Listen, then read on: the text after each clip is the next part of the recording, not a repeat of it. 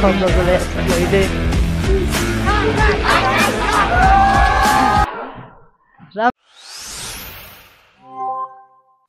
Game सुरु हुन लागिसकेको छ र जलजला एफसी भर्सेस ओपोनेन्ट हिमालयन कलेजका प्लेयरहरू र स्पेसली हाम्रा सिबेका साथीहरू हुन् रे पुराना साथीहरू उनीहरूसँग हुन गइरहेको छ आज। हाम्रा रोमन एकदम तन्ताएर अवस्थामा छन्। रामकृष्ण रोकाया डिफेन्डर 10 नम्बरको रातो जर्सी लगाएर आउनु भएको छ आज जलजला एफसीकै रातो जर्सी।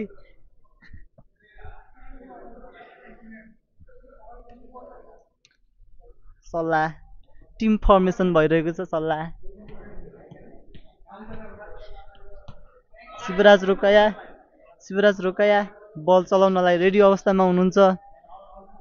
11 नम्बरका प्लेयर जलजला एफसीका एकदमै राम्रा प्लेयर उनी।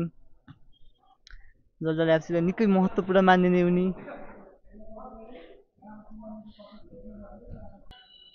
किपर अगाडि आएका छन्। खाली बल आज सधैँ जस्तो शनिबार जस्तो आज पनि जलजला एफसी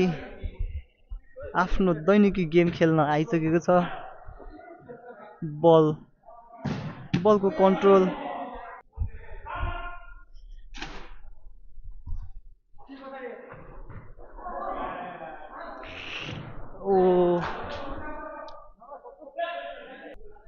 राम्रो मौका दुईचोटि राम्रो मौका गुमाउन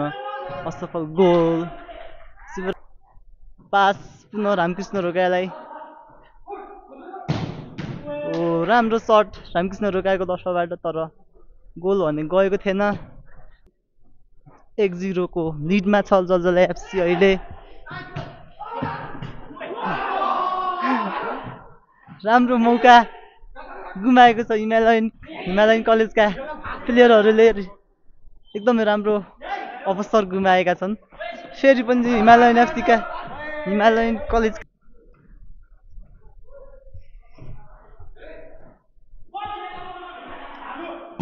रामकृष्ण रोकाएको एकदम राम्रो शट तर बल फेरि पनि शट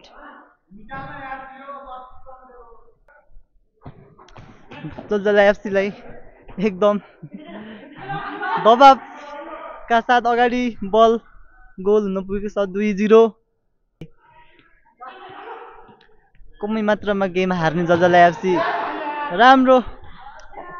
एकदमै राम्रो मौका रोमनले एकदमै राम्रो मौका गुमाएका छन्। यस्तो गर्नु भएन, यस्तो गर्नु हुँदैन कि हाम्रो अगाडि अलरेडी नै 2 को लिडमा छौँ हामी। 2-0 छ।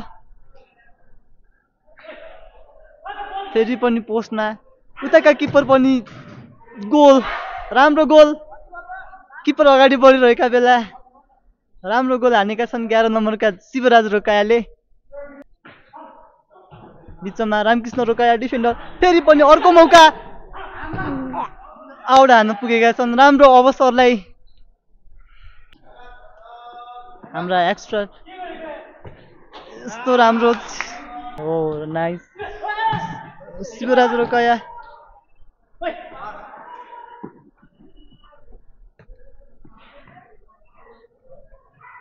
नाइस ब्लक शिवराज रोकायाको। नाइस रोमन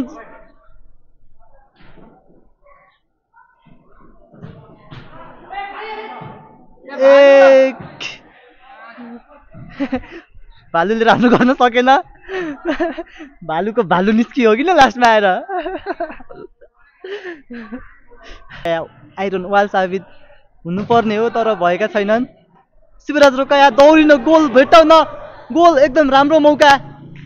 4-1 फेरि 3 को लिड हुँदै जलजला एफसी। कस्तो लागिरहेछ गेम दाइ?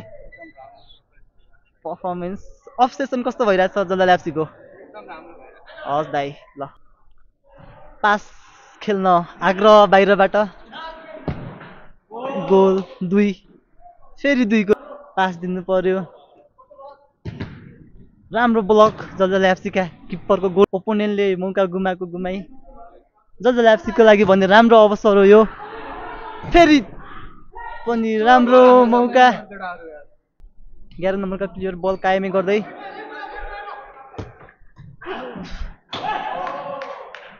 3-4 रोमन पास शिवराज रोकाया राम्रो मौका गोल राम्रो गोल शिवराज रोकाएको 11 नम्बरको प्लेयरको अर्को मौका गुमाएका छन् ओपोनेन्टले भने अगाडि बल ए भाइ यार पास खेल्न यार रामकृष्ण रोकाया शिवराज रोकाया बल रोकेर ओहो जियोस् आजका ओपोनेन्ट भने हम्बल निस्किएका छन् हम्बल यस्तो राम्रो बल रोमनबाट मिस्टेक हुन गएको छ रफ्तारमा ल्याउने जलजला एफसी आज भने के गर्छ हेर्न नै बाँकी छ राम्रो राम्रो ब्लक 10 नम्बरका प्लेयरबाट राम्रो ब्लक पुनः पनि किपर फेरि पनि जोसिएर अगाडि गइसक्नु भएको छ राम्रो मौका यस्तो राम्रो अवसर वाह भिरन्त यसले भन्छ यो एकदम खतरा राम्रो पास हान्नु पर्ने बल के गर्नु भएको रोमनजी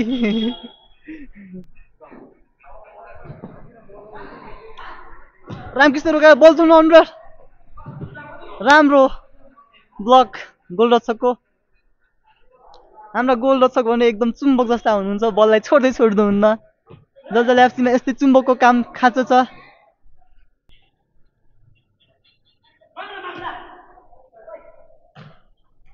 पोसेसन कायमी गर्दै फेरि पनि ओहो रोमनजी सज्जन हो कि साजन हुन् सायद साजन नै होला राम्रो गोल रक्षा गर्नुभएको छ जलजला एफसीले पछाडि आउन आग्रह राम्रो ब्लक सजनजी नजन सजन गयो नाइस जलजला गोल गुथ्या गर्मी पनि महसुस भइरहेको छ यहाँ यो ललितपुरको च्यासल ग्राउन्डमा क्रिएटिभ ग्राउन्ड गोल 6-3 को लिड फेरि पनि जलजला एफसीको अट्याकिङ अलि अझै पनि मिलिरहेको जस्तो भइरहेको छैन महसुस भइरहेको छैन राम्रो गोल ओपोनेन्टको तर्फबाट राम्रो गोल फेरि पुगेका छन् गर्मीले गर्दा एकदम यो समय पनि गेम खेल्ने अलि साँझतिर भएर होला राम्रो मौका गुमाएका छन् फेरि ओ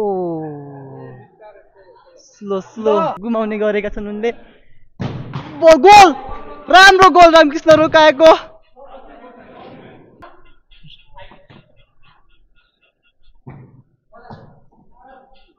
रोक्नु पर्ने बल शिवलाई पास शिवजी राम्रो बल हान्नु पर्ने हुन्छ गोल 4 को लिड शिवराज जलजला एफसी पक्कै पनि राम्रो ठाउँमा पुग्नेछ भविष्यमा फेरि शिवराजजीको खुट्टामा बल रोमनजीको हातमा आज रोमनजी भने किन असहमति हुनुहुन्छ गोल हान्न रोमनजी राम्रो नछुडाउन गोल पुनः पनि गोल 11 नम्बरका प्लेयर गोलको बारिश गरिरहेका छन् किन हो यस्तो शिवराज रोकायो फेरि बल शिवराजको बलको पकडमा आइसकेको छ राम्रो किपर छैन वेयर इज किपर किपर नभएको बेला नि गोल हान्न सकेनन् यार रोमनजीले पास फेरि रामकृष्णले पास ओए खालास फेरि रोमन खाली पोस्टमा गोल हान्न सकेनन् बेइज्जत त गर्नुको सीमा हुन्छ नि अलिकति राम्रो गोल रक्षा गरेका छन् हाम्रो गोल रक्षक भने एकदमै आज गोल छोड्न तयार गोलको बारिश गरेको छ 4 को लिड कहिले पनि पुरै गेमभरिमा फ्रेन्डली गेमभरिमा 4 को लिड गर्न सकिरहेको थिएन आज भने जलजला एफसी 4 को लिडिङमा छ अहिलेसम्म 4 को लिडिङमा छ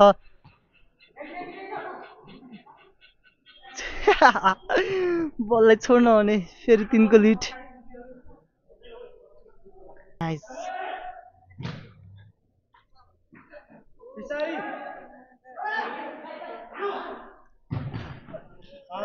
राम्रो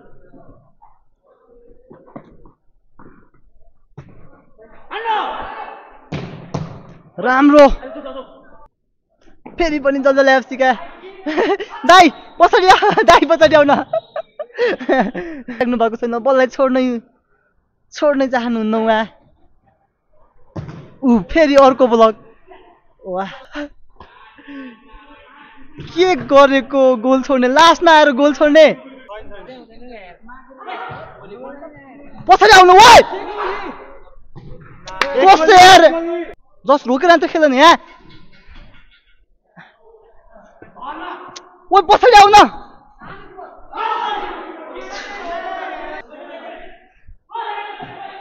सिबे रुमन हान्न रुमन यार छे पछाडि आऊ पछाडि आउन ओइ राम जा जा नछोड राम लास्ट आउट छिटो छिटो राम छ सिभिल आउटले मासले आउटल अब भएन लास्टमा पछाडि आउन यार गेम समाप्ति भएको छ जलजल एफसीले राम्रो एकदम उच्च चापका साथ राखेका थिए ओपोनेन्ट टिमले आज उच्च चाप तैपनि एउटा लिडले आज सब फुल क्रेडिट म चाहिँ गोल रक्षक दाइलाई दिन चाहन्छु हाम्रो क्याप्टेन दाइले आज गोल नरोक्या भइदियो यहाँ गाह्रै हुने थियो धेरै गोल रोक्या आज दाइले कस्तो रोमन आज रोमन के गोल हान्न असमर्थ देखिए यार रोमनजी आज के पो भइरहेको थियो हिँडेर आएर होला है गर्मीले होला सायद त्यही हो मलाई त्यही लाग्यो जाउँदाखेरि हिँडेर कम त होइन एकको लिडले जित्यो दाइ तर जे होस् खुसी लाग्यो मलाई म त अगाडि खुसी भएको थिएँ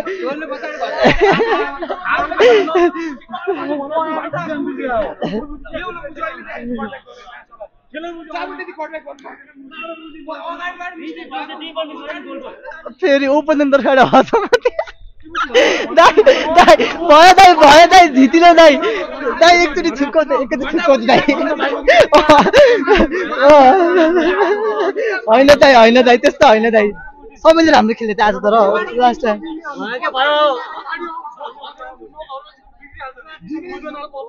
घर गएर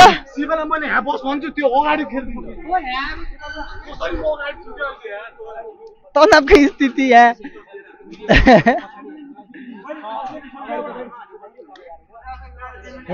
ओपोनेन्टको र जसले एफसी र ओपोनेन्टको आफ्नो टिममा गोलको चर्चा भइरहेको छ यहाँ